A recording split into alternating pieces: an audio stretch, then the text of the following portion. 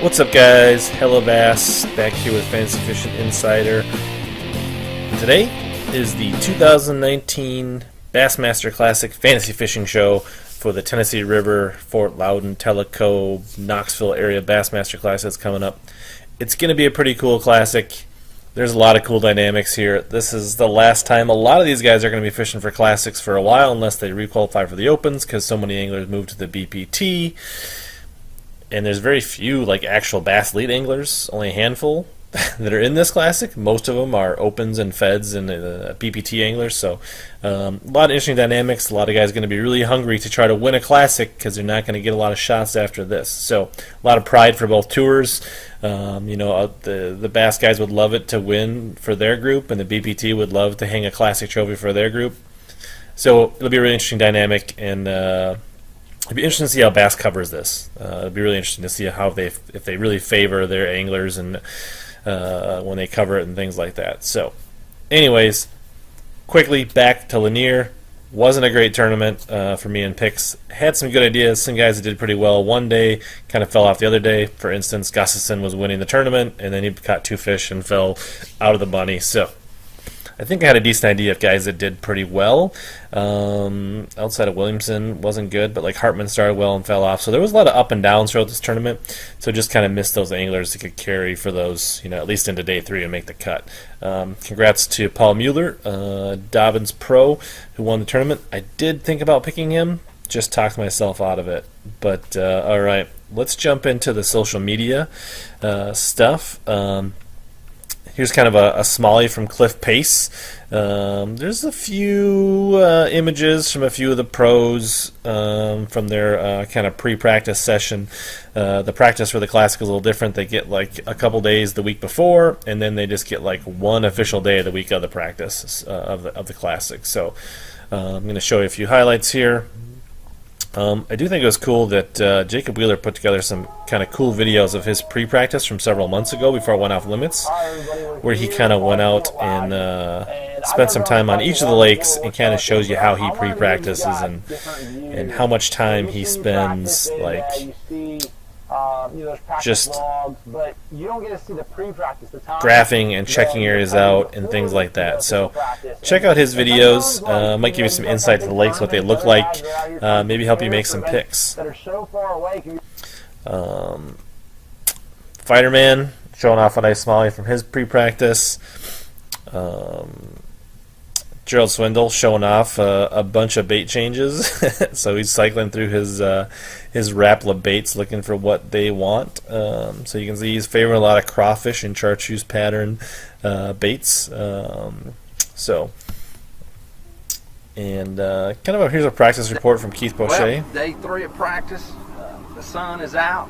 Hopefully this will make it a little bit better. I've been getting a few bites, but it's kind of slow. So caught a few keepers throughout the day, each day, just no giants. So hopefully this changing weather will help things make it a little bit better. Doesn't sound super optimistic, but gives you some flavor. If you want to kind of do some of your own research, hop out and check out some of that stuff. But until then, let's get back to the picks themselves. All right, let's get into it. As you can see, I need to make up some ground here. Hovering in the middle of the pack here for picks. But let's run through these here. So for me, I like to look at these by the own percentage now because this, there's a lot of guys that really haven't been fishing this year. So if you want to look for momentum for certain anglers, you might have to look at a lot of the BPT standings to see how they're doing. But for me, Bucket D, about 4 anglers were on my radar. Randall Tharp, Skeet Reese, maybe Cliff Pace.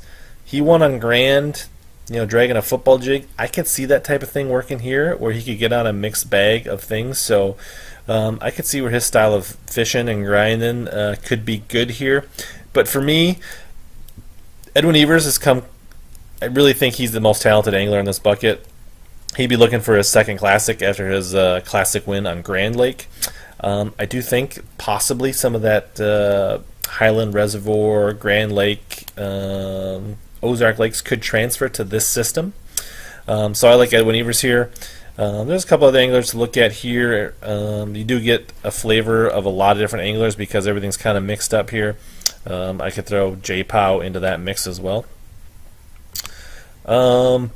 Bucket D, I think, is probably like the shallowest from a talent standpoint for this particular water, for this body of water. I was really only interested in looking at Andy Montgomery and Jesse Wiggins, and was kind of torn. Andy Montgomery, rooming without Defoe, basically staying right on one of the French Broad River, which is part of the waters they can fish.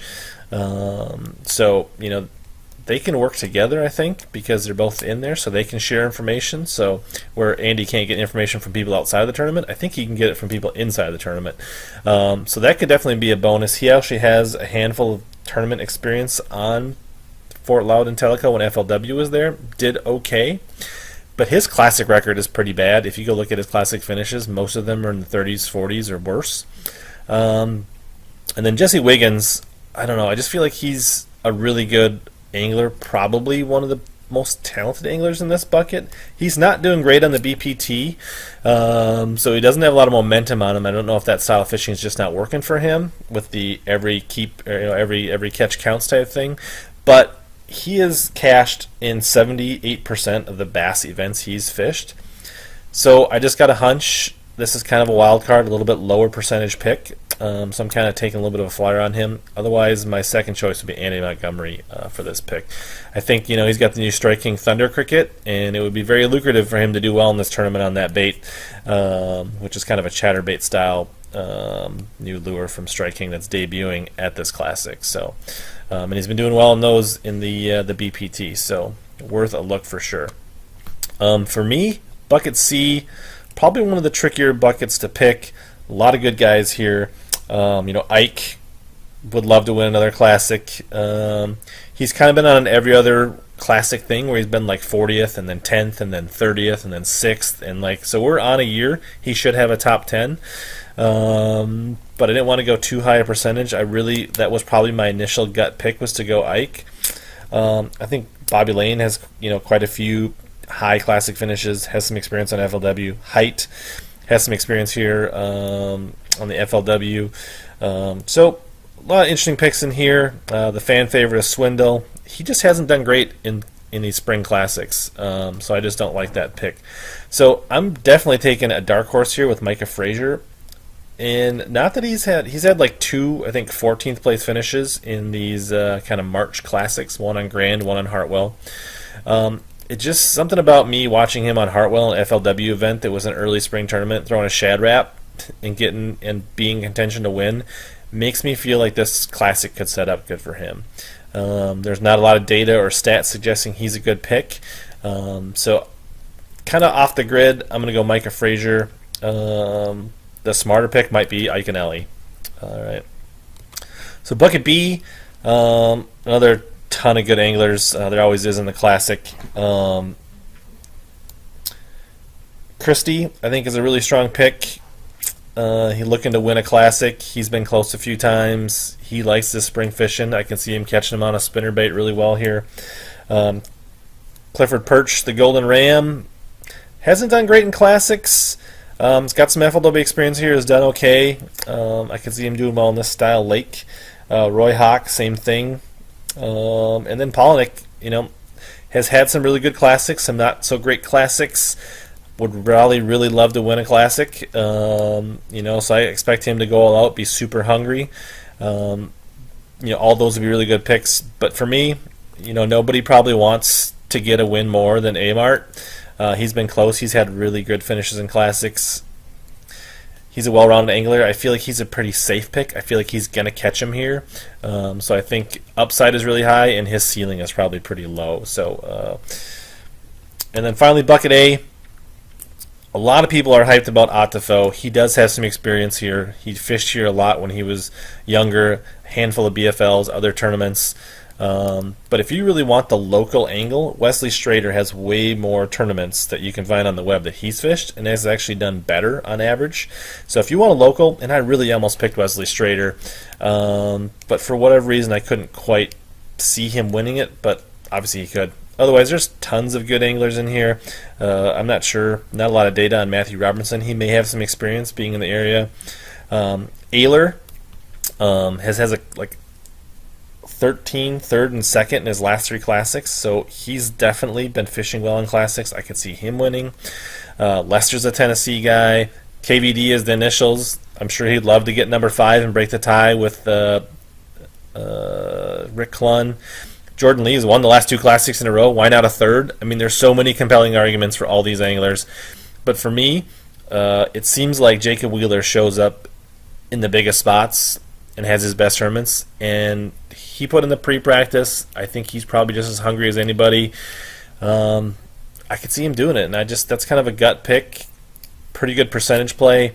But I think there's a lot of good anglers in here to pick from. So that's a wrap. That's my picks. I'm thinking around 49 pounds, so like 16-ish pounds a day for 3 days. Remember, this is a 3-day event. This fish is a little different than your normal Elite Series event. Everybody fishes Friday, Saturday. They cut the field in half, or the top 25. Those guys go out on Sunday, and that's when somebody hoists the big trophy, changes their life, and brings home the big check. So make sure you tune into all the live classic Bassmaster Classic information. Leave me some comments. Let me know what your picks are, who you think is going to win, and what your weight is, and look for your feedback, and see you next time. Make sure to click sub, hit that notification bell, and thanks for tuning in to another episode of Fascinating Fishing Edge.